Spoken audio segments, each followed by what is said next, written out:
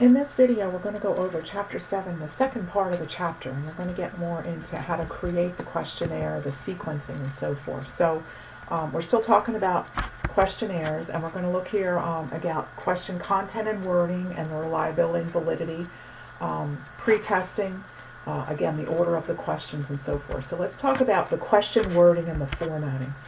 So each question has to be worded so the respondent accurately understands its meaning, and then the answer is honest and it answers the question that's being asked. The questions should be clear, short, and specific. And obviously long questions can be complicated and confusing and also very easily misinterpreted. And vague terms can confuse respondents and lead to unreliable data. So we want to be clear on a vague term, perhaps in parentheses clarify what we mean by it. And a conceptual definition can be incorporated into the instructions or in the body of a particular question. So here's an example from your book, 2 strategies for defining ambiguous terms in a survey.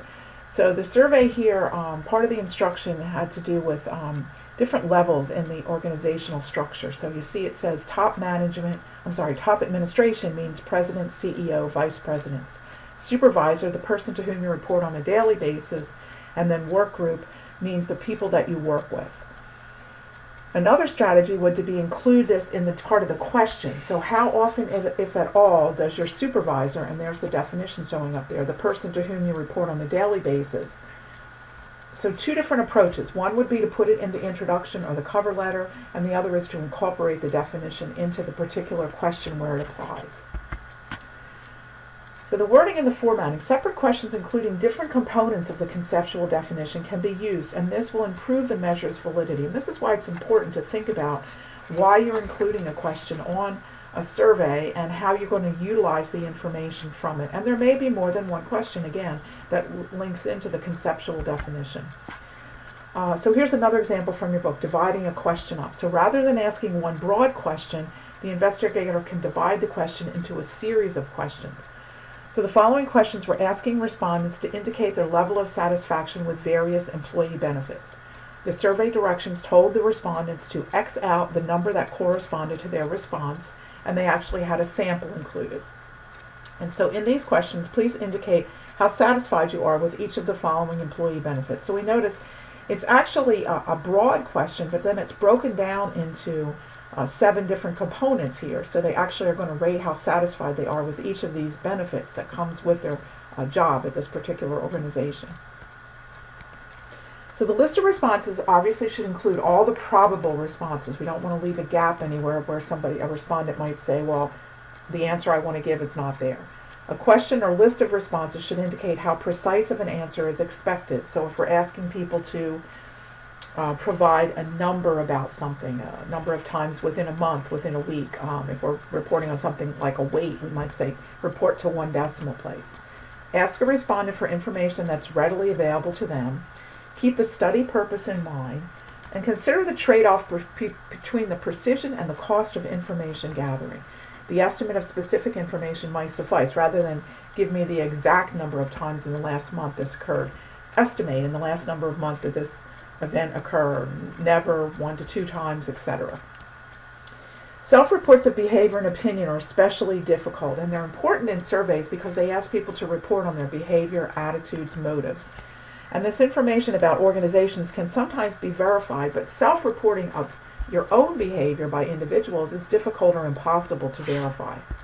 Investigators may have less confidence in the reliability and operation validity of self-reporting. And misreporting can be due to a couple things. They have a socially desirable answer, they give you the answer they think you want, or they forget and they give you the wrong answer.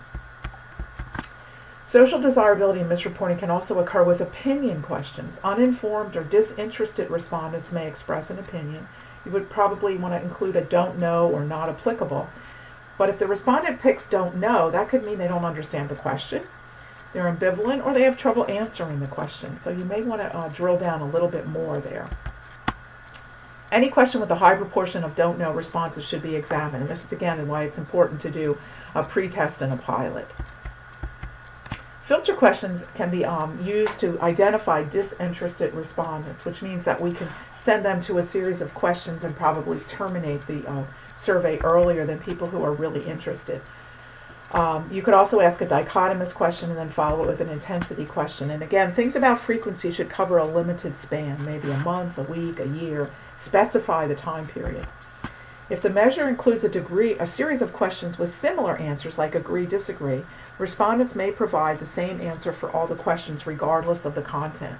And this problem can be reduced if some questions don't go in the same direction. Sometimes we switch it. Got an example coming up to show you that, so that we see if people are really reading. Respondents were asked, this is a client satisfaction survey, respondents were asked to rank each statement using a scale ranging from strongly agree to strongly disagree. And if we look at the questions here, agency staff can answer my questions. A good answer there would be agree, strongly agree. The agency staff is polite when I phone. Again, a good answer there would be agree or strongly agree. Agency staff is accessible. Now look at question number 4. The staff is rude when questions are asked. Here we would expect an answer of disagree or strongly disagree. Likewise for question number 5. And again, you also have to remember this when you go to analyze the data, so that you remember that when you're analyzing questions 4 and 5, the response you're seeking there is in a disagree or strongly disagree, opposite of the answers you expect or would be a good answer in questions 1, 2, and 3. So you have to remember that when you're analyzing your data. Biased questions. These are questions that are worded so it encourages people to give a certain kind of an answer. It can be intentional or unintentional. And for instance, if you use a 4-point rating scale with levels like excellent, good, satisfactory, and poor, this is a biased rating scale because there's only one negative, and there's also no neutral. And because there's 3 positive responses here, it increases the likelihood the person will express some degree of positive satisfaction. Loaded questions are worded so the respondent gives an acceptable answer. And some adjectives and phrases tend to have a positive or negative effect. Things like liberal, permissive. Questions can include an assumption affecting answers. For example, if we ask people if they agree or disagree with this statement, the state should build more prisons in order to decrease violent crime. So the statement assumes that building more prisons will decrease the violent crime, and that would lead respondents who are concerned about violent crime to support building the prisons. And common unintentional bias is to ask 2 questions in one. And these are generally linked together with the conjunction and. For example, are you in favor of tightening the state's DUI laws and making it illegal for parents to serve liquor to minors in their home? So if somebody answers yes, are they in favor of tightening the law, making it illegal for parents, or both? We can't tell. So it actually needs to break that question into 2. Available answers don't fit the question asked. Do you think state annexation statutes need to be changed, or do you think they're appropriate as they are? 2 answers there, yes or no. The respondent says yes. Do they think these statutes need to be changed, or they're appropriate? We don't know. Better wording would be like this. Yes, the statute needs to be changed. No, they're appropriate as they are. Other things to think about. Special interest groups may intentionally word items to encourage a particular response. So here's 2 versions of the same question. Should laws be passed to eliminate all possibilities of special interests giving huge sums of money to candidates? Pretty biased, pretty inflammatory. Should laws be passed to prohibit interest groups from contributing to campaigns, or do groups have a right to contribute to the candidate they support? So again, in question number 1, we have special interests, huge sums of money, doesn't include a contrasting choice to keep it neutral. Version 2 is actually asking 2 questions here. We should break this down. So the laws should be passed to prohibit, groups have a right to contribute. So it's actually putting 2, or again, we could leave the question like this, but then have 2 answer choices. Other things to think about. Questions asking respondents how much they're willing to pay for something are particularly sensitive to wording. If the respondent feels his or her answer would affect the cost of the item, they'll give a lower price. So for instance, if you surveyed employees and asked them about healthcare costs and how much they're contributing, they may say, oh, I'm paying way too much. We should have a lower cost. Respondents can also distort answers, obviously, to sensitive questions that have to do with illegal activities, drug use. And pilot studies can help to identify those sensitive questions. And usually what you'll see is we won't get a lot of responses, perhaps, to those questions. Stating the question so it suggests any response is acceptable can reduce threat. The sequencing of the questions is very important. They should be in a logical fashion, and the initial questions should affect the respondent's willingness to answer the questionnaire. And obviously we want to do a good introduction. Self-administered interview schedules follow a general sequence. So you always want to have an introduction which tells the respondent the nature and purpose of the study, identifies who's conducting it, and we should be told any risks. And when we get to Chapter 8, we'll learn about protecting human subjects. I always like, especially if you're doing an internet survey, is to include a contact, either email or phone number for the person administering in the event that the respondent has questions. So here's some examples of introductions here, 2 samples from your book. This is a survey given to town employees, and it was given directly to the employees, and they could mail the surveys back. So the actual wording: the questionnaire is designed to find out how you and others feel about the town of Oaks as a place to work. The data will be collected to provide information needed to better understand how people feel about the quality of working life in the organization. If this questionnaire is to be useful, it's important that you answer each question frankly and honestly. No right or wrong answers. Notice this: your answers are confidential. All questionnaires will be given to the state university. Nobody in the town will ever have access to your individual answers, which again makes people feel a little bit more comfortable that they're not being analyzed by the organization. And then the second sample is an introduction for a telephone survey of county residents. And this is to do with their opinion of the town police force. Hello, my name is, and I'm calling from the town of Oaks. In conjunction with State University, giving information here, we're calling about 500 homes to find out how you feel about the police services. The interviewer should say, is this a convenient time to call, or should I call back later? Do you live within the town of Oaks? This is a screening question here. If no, then we end the call. If it's is a home or a business, if it's a business, end the call. So there are some nice examples of introductions. First questions are really important on a survey. They should be relevant and easily answered questions that follow the introduction. This kind of draws the respondent in and make a commitment to complete the survey. In the mail or web-based survey, the first questions keep the person from putting it aside.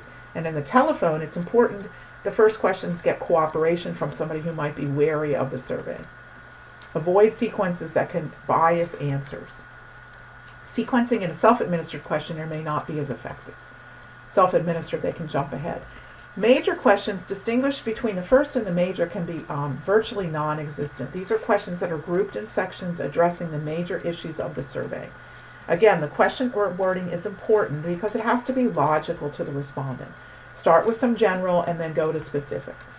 Again, avoid the sequences that can bias. Your demographic questions are generally included at the back. Okay, they're usually in the final section because we don't want to turn the respondent off by asking too early, what's your age, race, ethnicity, education, etc. Earlier placement may cause the respondent to wonder about the real purpose. You want to include questions that are relevant to the purpose of the study. So for instance, if you're doing an employment survey, it's probably no reason for you to ask what's your political affiliation or your religious affiliation. And again, if you set up your analysis plan, linking each question to how it's going to be analyzed, you may be able to eliminate questions that you actually don't analyze. Too many personal questions can also cause respondents to question the anonymity of their answers. So for instance, if you ask some specific questions where you only think maybe 1 or 2 people would pick a particular category, the respondent may think, oh, they could figure out who I am. Again, the wording and the sequencing will affect the clarity and the validity of the responses. The physical layout is also important. Does the survey look nice? The designer wants to consider the impact on the person filling it out and also on the person who's going to compile and code the information. The interviewer needs a form that's easy to read and follow while speaking to the respondent and recording the answer. So we try to make it as easy as possible for an interviewer. The respondent needs a questionnaire that's also easy to follow and doesn't overwhelm them. And again, the design of the pages will affect the response rate and how much information we can actually get.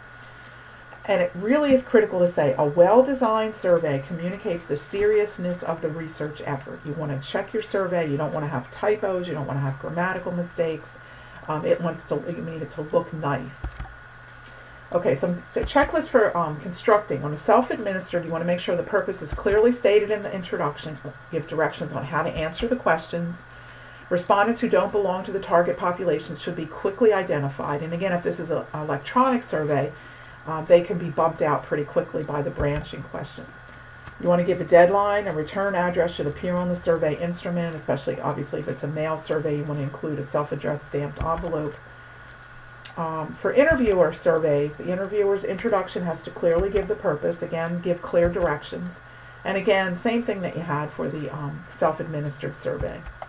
Also, when we're doing an interviewer survey, we would look for replacement respondents if we find that we have to eliminate a targeted person because they don't actually belong to the population.